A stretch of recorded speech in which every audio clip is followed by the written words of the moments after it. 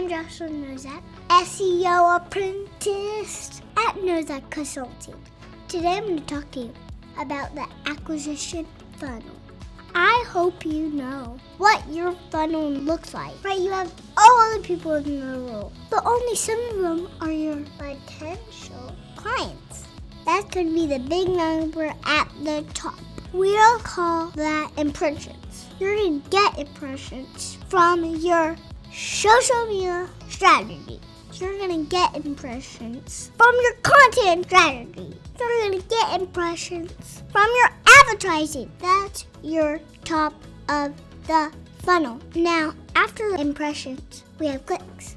So these people, they see you, they click something. That is the next step down into your funnel. What are they clicking on? It kind of matters.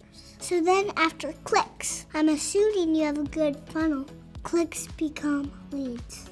If you're like me, you have an email journey that warms up cold leads because not all leads are the same. So once I have warm and hot leads, I have them on my sales process. I'm not going to let you go until you give me a yes or no. Maybe is not an answer.